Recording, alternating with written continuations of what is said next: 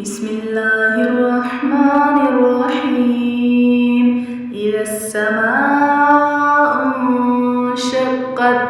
وأذنت لربها وحقت وإذا الأرض مدت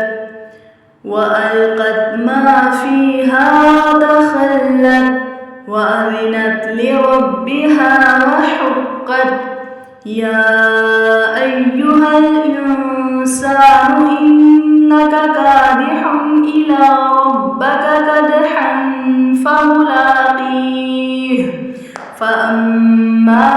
من أوتي كتابه بيمينه فسوف يحاسب حسابا يسيرا وينقلب إلى أهله مسرورا وأما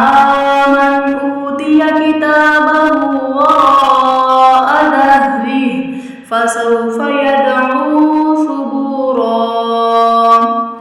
ويصلى سعيرا